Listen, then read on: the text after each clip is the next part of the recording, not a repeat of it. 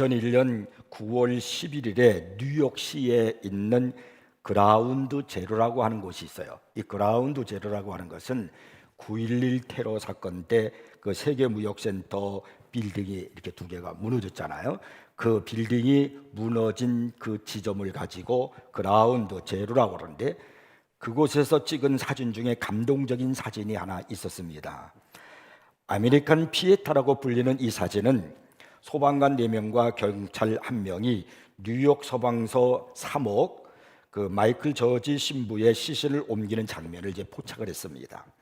저지 신부는 죽어가는 동료 소방관을 위해서 마지막 기도를 해주다가 본인도 떨어지는 파편에 맞아서 죽은 9.11 테러의 첫 번째 희생자였습니다. 이 사진에 아메리칸 피에타라는 그런 제목이 붙었는데, 왜 그 사진에 아메리칸 피에타라는 제목이 붙었는가 하면, 그 까닭은 의자 위에 널브러진 그 저지 신부의 축 처진 그 자세가 로마 성 베드로의 바실리카에 전시된 미켈란젤로의 피에타와 흡사하기 때문에 그렇게 이름을 붙인 것입니다. 이 피에타라고 하는 이 말은 십자가에서 내린 그리스도의 시체를 무릎 위에 놓고 애도하는 마리아를 표현하는 주제입니다. 근데 이 저지 신부의 모습이 미켈란젤로 그 조각에 예수님의 어머니 마리아의 무릎 위에 축 처진 그 아들의 시신을 안은 채 앉아 있는 모습과 같기 때문에 아메리칸 피에타라는 그런 제목이 붙여진 것입니다. 자, 그러면서 여러분에게 제가 한번 질문을 하나 던지겠습니다. 여러분은 우리 시대가 행복하다고 생각되십니까? 나는 행복한 인생을 살고 있다, 또 나는 행복한 시대에 살고 있다라고 그렇게 자신 있게 말할 수 있습니까? 그렇지 않다면 왜 그럴까요? 그 이유가 무엇이라고 생각되십니까? 이 시대 사람들은요, 만성 불안 속에 살아가고 있습니다. 그 이유가 뭔 줄 아십니까? 여러 가지 많은 이유가 있겠지요.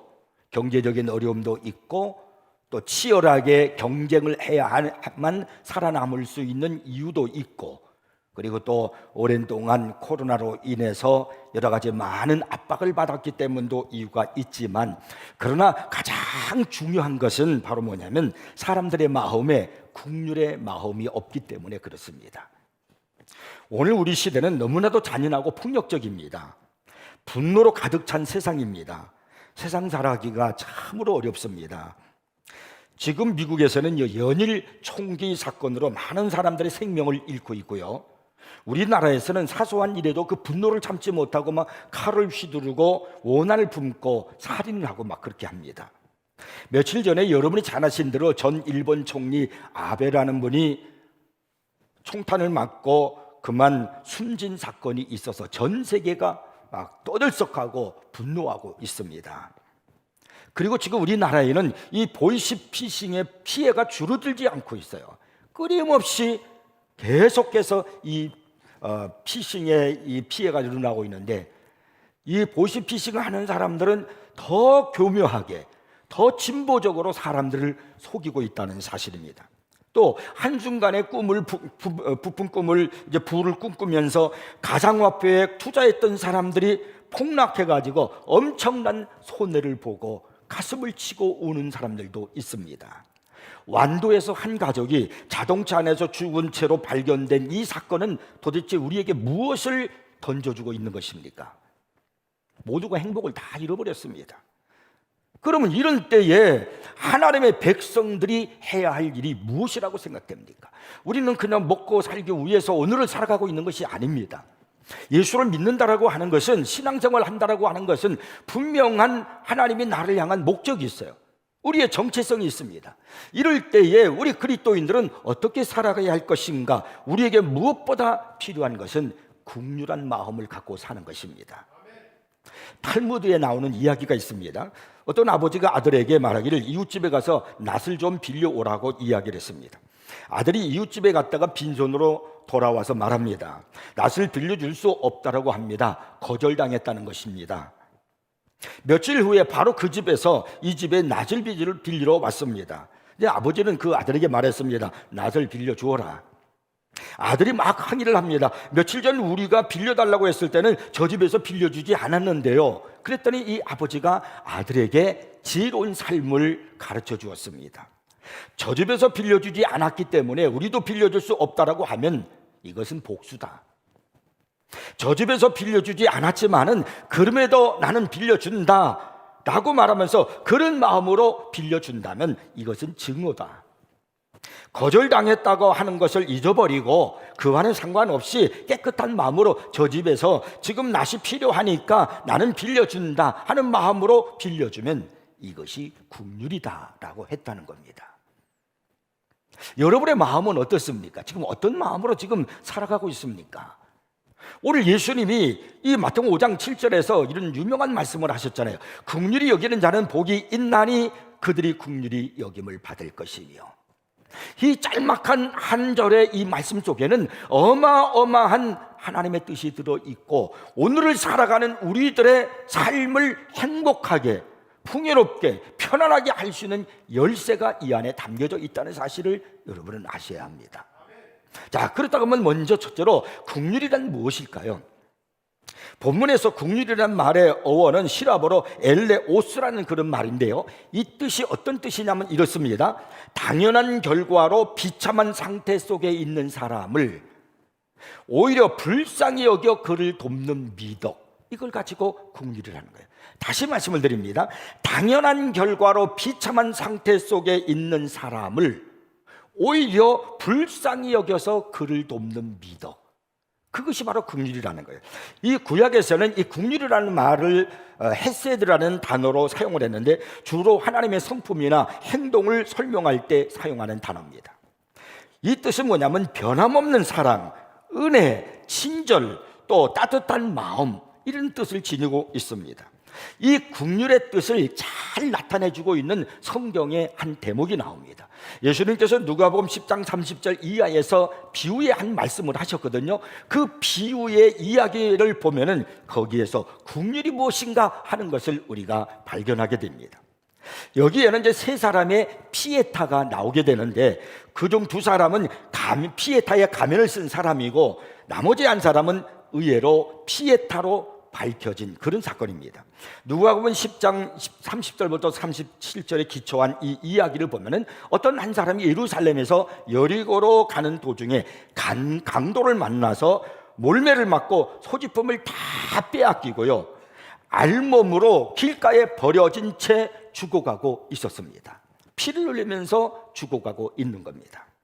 이제 얼마 안 있어서 이 사람을 불쌍히 여겨 치료해 줄지도 모르는 그런 한 사람이 등장합니다. 그는 누구냐면 유대인 제사장으로서 아마 예루살렘 성전에 볼 일이 있어서 걸음을 재촉하던 중이었을 것입니다. 하지만 안타깝게도 그는요, 진정으로 불쌍히 여기는 그런 마음이 없는 피에타 가면을 쓴 사람이었습니다.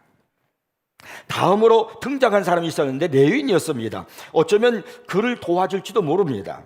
하나님만을 섬기도록 이스라엘에서 구별된 레위인의 후손들은요, 이들은 누구보다도 더 긍휼이 풍성한 그런 사람으로 살아가는 사람으로 여겨지고 있었습니다.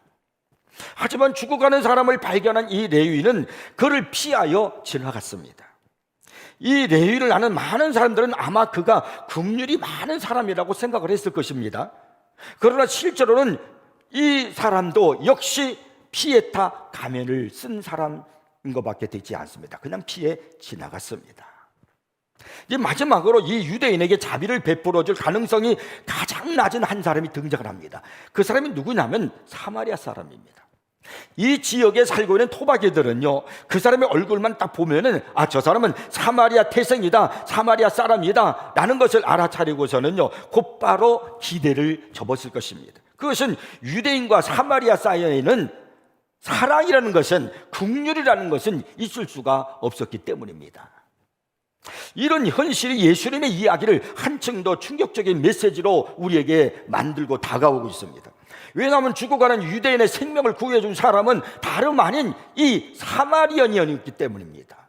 모든 사람들이 기대하지도 않았고 아예 긍휼이라는 것은, 사랑이라는 것을 기대할 수 없는 저 사마리아 사람, 근데 그 사람이 바로 긍휼을 베풀어서 이 강도 맞는 사람을 구해줬다라고 하는 사실입니다. 국률이 넘치는 이 사마리아인에게는 가면이 없었습니다.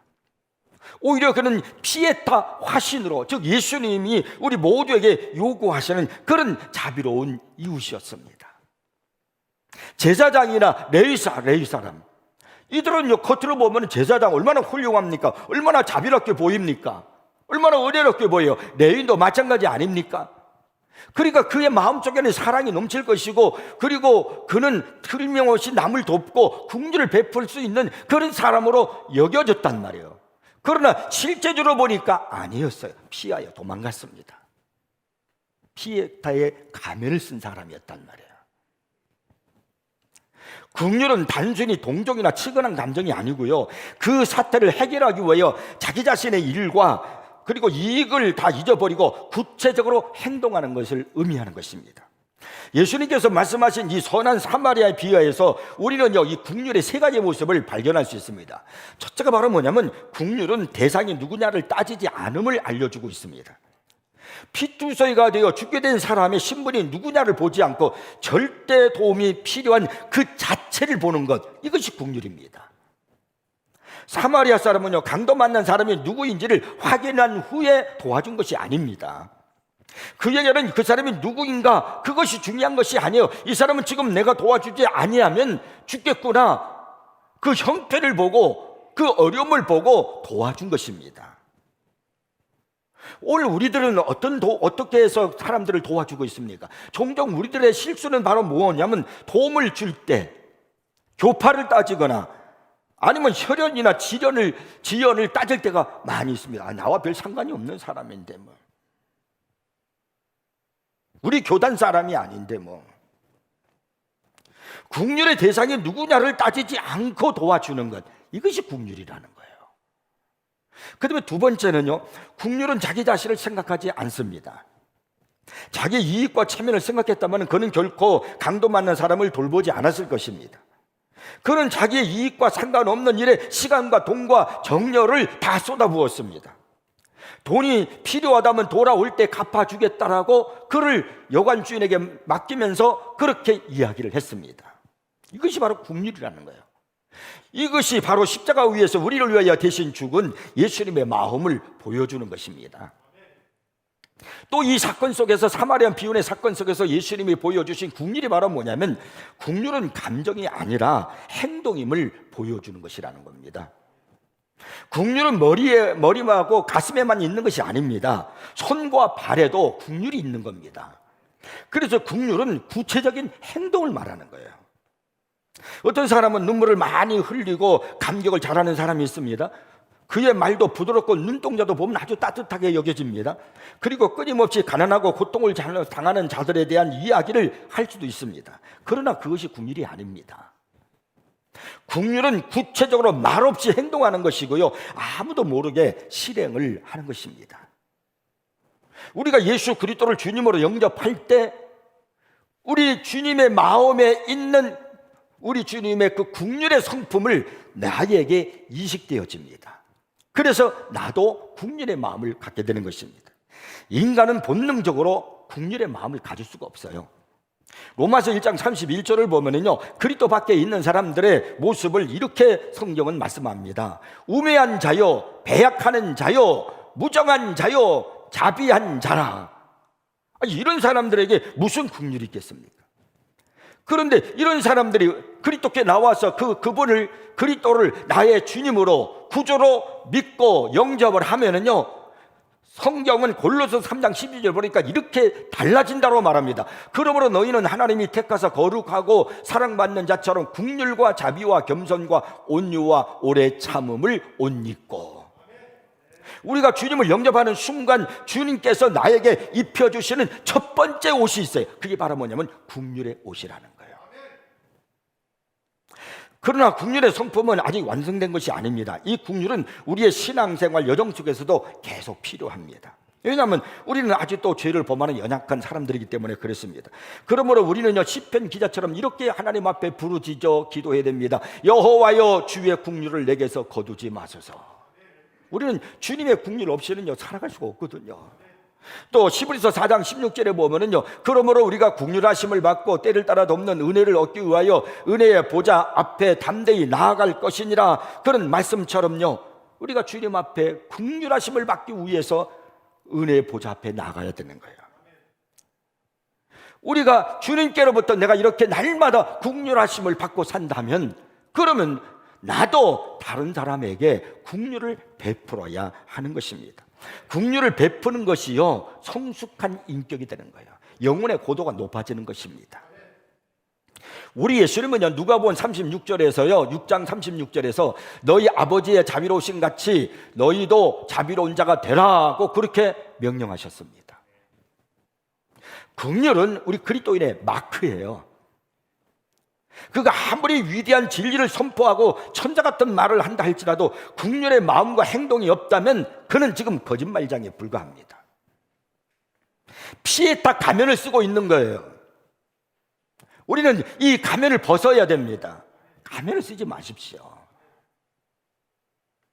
목사이니까, 장로이니까, 권사니까, 집사니까 긍휼한 것처럼, 자비가 있는 것처럼, 사랑이 있는 것처럼 그렇게 보이면서 그렇게 살아가지만 실제로는 내가 그 가면 쓰고 있는 거 아닌가? 오늘 그런 사람들이 얼마나 많습니까? 이제 가면을 진짜 벗어버리고 긍휼을 가장하지 말고 진정으로 긍휼의 마음을 가지고 긍휼을 행할 줄 아는 우리들이 되어야 됩니다. 여러분, 카사노바라는 말 들어보셨죠? 이 카사노바라는 단어를 찾아보면은 여성에게 추파를 던지며 지나치게 친절한 남자, 난잡한 성생활을 즐기는 연애 유희자라는 그런 설명이 나옵니다. 이 정의는 1800년대 실제 배우 부부의 아들인 지오반니 지오코모 카사노바의 생애를 압축한 것입니다. 이 카사노바가 인생에서 해본 역할은 해보지 않은 역할을 나열하는 편이 더 쉬울 정도로 엄청나게 많은 일들을 했습니다. 역할을 많이 했어요. 70년 동안, 한 70년 동안 이 사람이 살았는데, 그가 카사노바가 역할을 한 것을 몇 가지만 나열해도요, 이런 것들을 했습니다. 변호사, 신학생, 가톨릭교회 수련자, 바이올린 연주자, 유대교 신비주의 마술가, 프리메이슨 단원, 작가, 탈옥범, 프랑스 정부 발행 복권 사업자, 채권 딜러, 자영업자, 교황청 기사, 자기 수여자, 출판업자, 사서, 뭐 셀 수도 없어요.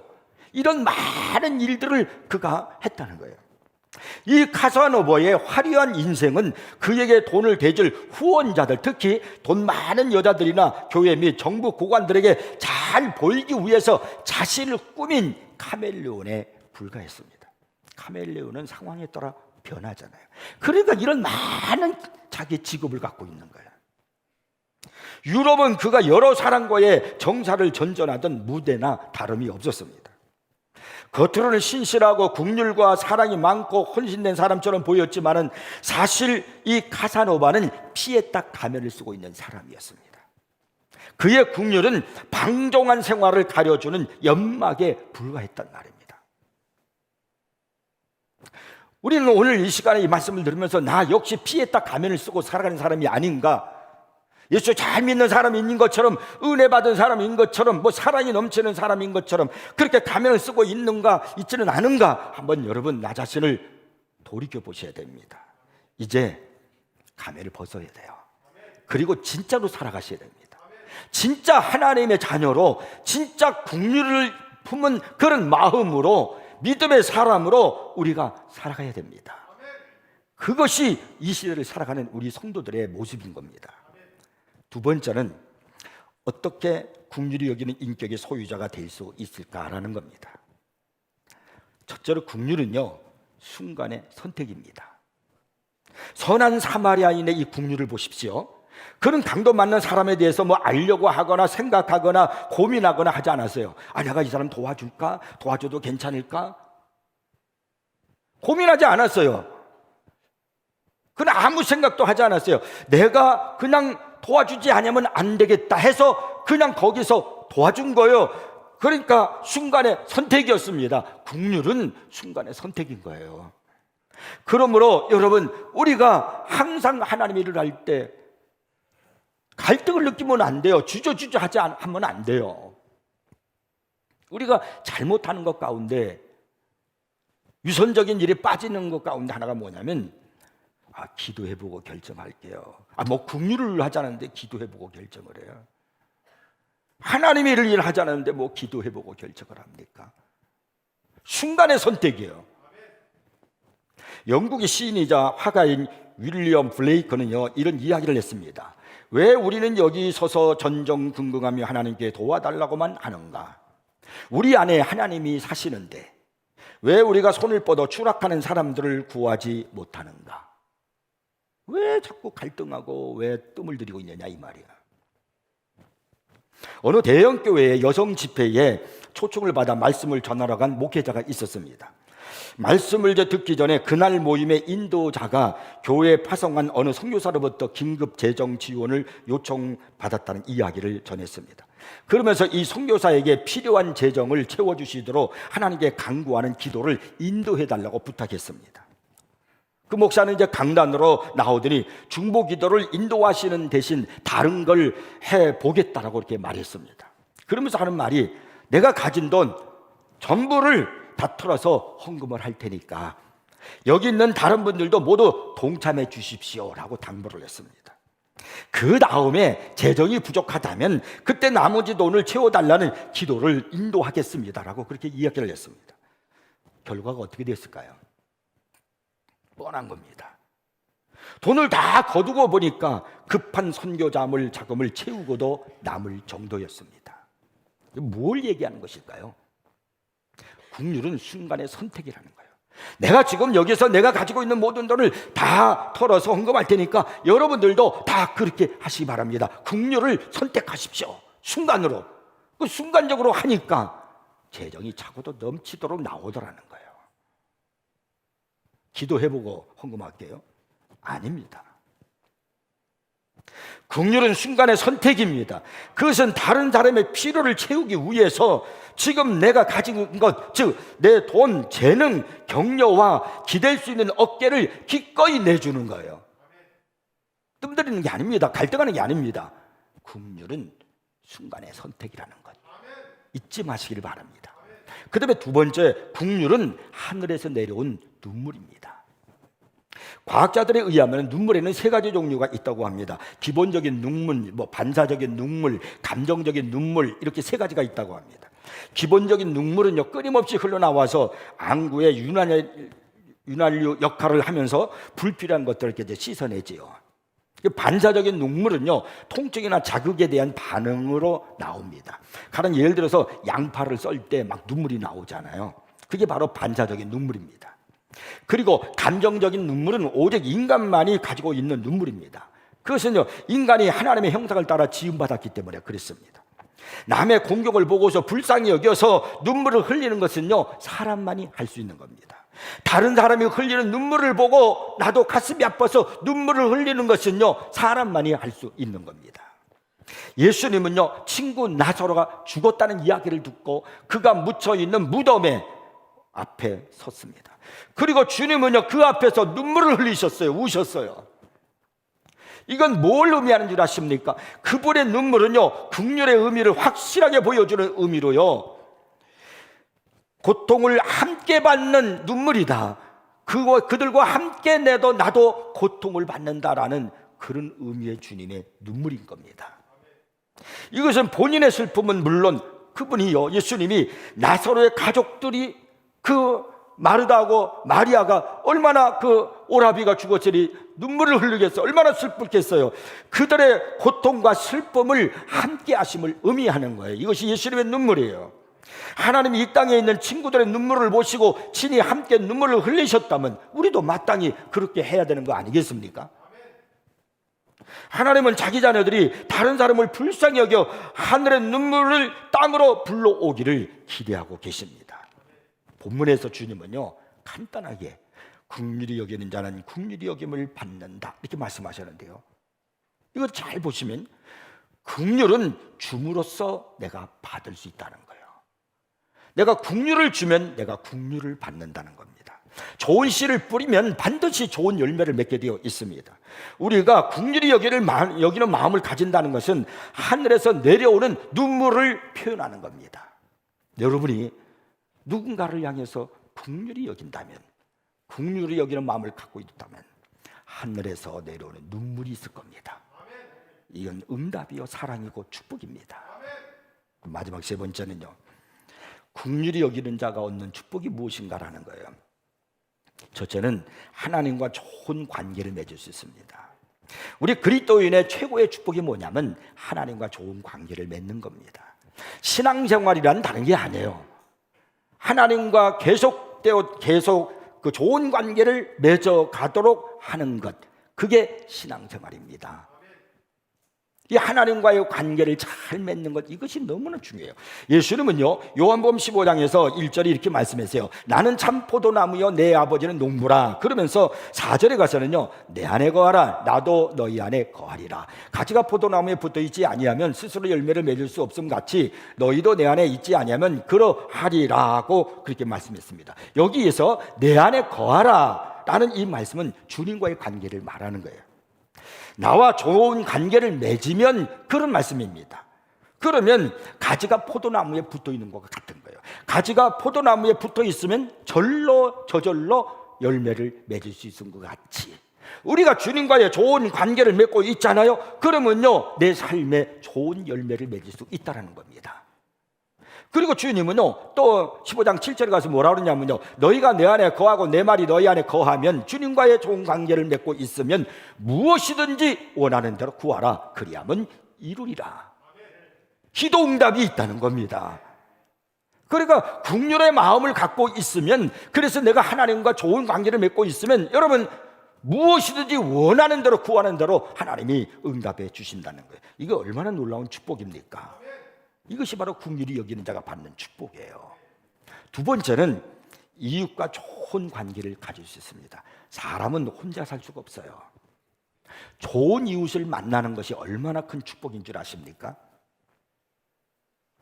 사람을 잘 만날 때 내 인생이 행복해지는 거예요. 그래서 만남은 축복이고요, 하나님은 우리를 관계를 이루기 위해서 창조하셨다라고 하는 그런 유명한 이야기가 있지 않습니까? 긍휼을 심으면 긍휼의 열매를 맺는 거예요. 우리가 이웃에게 긍휼을 베풀면 우리도 또한 이웃에게 긍휼히 여김을 받습니다. 이것은 성경의 교훈이고 동시에 역사의 교훈이에요. 오늘 우리들에게 필요한 것은, 하나님의 백성들, 저와 여러분들에게 정말 필요한 것은 긍휼히 여기는 마음, 행동이 필요합니다. 그런 긍휼의 마음을 가졌던, 그걸 잘 표현해 주었던 그런 한 영화가 있습니다. 그게 바로 뭐냐면 쉰들러 리스트라는 그런 영화예요. 이 쉰들러 리스트는요 제2차 세계대전 당시 독일인 기업가의 영웅담을 기록한 영화입니다. 아우슈비츠의 만행을 알게 된 주인공은 할 수 있는 한 많은 유대인들을 구출하기 위해서 조직적인 체계를 구축을 합니다. 여러분 잘 아시는 대로 히틀러가 당시 유대인 600만 명을 학살했다고 그러지 않습니까? 그래서 이 쉰들러는 그 유대인들을 살려내기 위해서, 그들에게 긍휼한 마음을 갖고 그들을 구해내기 위해서 그가 많은 그 구축을 하는 거예요. 설계를 하는 거예요. 자기 공장에서 일할 유대인들을 값을 쳐주고 사오는 겁니다. 여러분 우리가 공장에 들어가면은 내가 공장에 들어가서 돈을 이제 벌기 위해서 공장에 들어갈 텐데, 근데 무슨 돈을 주고 공장에 들어가겠습니까? 근데 이 쉰들러는 유대인들을, 특히 유대인들을 데리고 오기 위해서 그를 값을 쳐주고 자기 공장으로 이렇게 데리고 온 다음에 고의적으로 태업을 하게 만듭니다. 그 결과 이제 전쟁이 시작될 그 무렵만 하더라도 이 쉰들러는 부유한 그런 기업가였지만은 전쟁이 끝난 뒤에는 빈털터리가 되었습니다. 독일군이 항복하자 쉰들러는요 공장 노동자를 다 불러놓고 그날 밤 자정이 되면은 모두가 자유의 몸이 된다라고 발표를 했습니다. 유대인이자 절친한 친구기도 했던 공장의 재무 담당자와 부둥켜 안고서 마지막 인사를 나누면서 쉰들러는 흐느끼기 시작합니다. 더 많은 사람을 구할 수 있었을 텐데. 자기 차를 보면서 이렇게 말했습니다. 왜 이 차를 팔지 않았을까? 유대인 10명은 더 구할 수 있었을 텐데.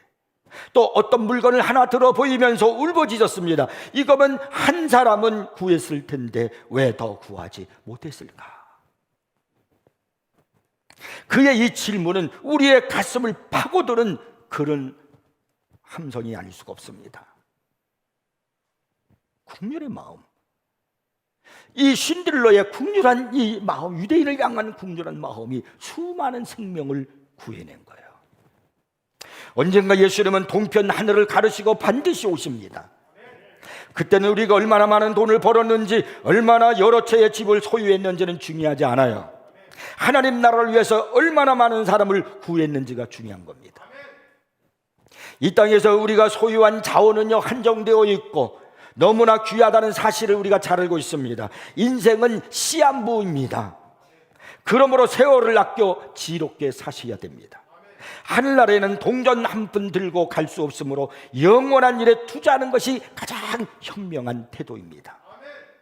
인간의 정력은 줄어들기 마련이기 때문에 하나님이 원하시는 핵심적인 일에 집중을 해야 됩니다. 그것이 바로 긍휼히 여기는 겁니다. 주님께서 긍휼히 여기는 자는 긍휼히 여김을 받을 것이라고 말씀하셨는데, 이 말씀을 저는 묵상을 하면서 설교 준비를 하면서 긍휼히 여김을 받는 자에게 주시는 하나님의 은혜는 무엇일까? 라는 그런 생각을 하면서 이사야서를 읽다가 58장 11절을 펴는 순간 바로 이것이다 하는 제 감탄이 나왔습니다. 이사야서 58장 11절에요. 여호와가 너를 항상 인도하여 메마른 곳에서도 내 영혼을 만족하게 하며 내 뼈를 견고하게 하리니 너는 물된 동상 같겠고 물이 끊어지지 아니하는 샘 같을 것이라. 긍휼히 여기는 자에게 주시는 하나님의 은혜, 이런 은혜를 받는다면 여러분 우리의 인생이 얼마나 행복할까요? 즐거울까요? 피에타의 화신으로 살아가시길 바랍니다. 가면 쓰지 마세요. 이제 가면을 벗고 긍휼히 여기는 사람이 되기를 바랍니다. 우리 사회는 변화되어야 됩니다. 여러분 교회는 달라져야 됩니다. 제가 내일부터 미주법인 아카페 선교협의회 이제 내가 가서 설교도 하고 이제 강의를 하게 되었는데요. 근데 맡은 그 주제가 뭐냐면 설교자의 인격이래요. 아, 이거 참 어려운 거다. 가장 어렵고 무거운 거다. 설교자의 인격. 그래도 또 주어진 일이니까 제가 가서 설교자에 대해 인격에 대해서 많은 목사님들 앞에서 설교를 제가 이제 강의를 해야 할 텐데, 그 제가 지금 강의집을 이제 준비를 했는데, 그러면서 제 마음속에 와닿는 건 다른 것 아니에요. 오늘날 너무나 많은 목회자들이 이 피에타의 가면을 쓰고 살아가고 있지 않는가. 우리 목회자들이, 설교자들이 인격만 바로 되어 있다면 한국교회는 틀림없이 부흥되고 그리고 이 나라를 살릴 수 있을 것이라고 저는 생각합니다.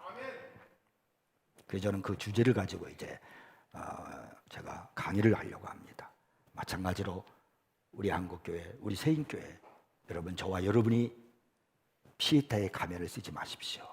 진정으로 사마리아 사람처럼 긍휼의 마음을 가지고 그리고 실천하면서 살아가는 우리 모두가 되기를 주의 이름으로 축복합니다. 기도하겠습니다.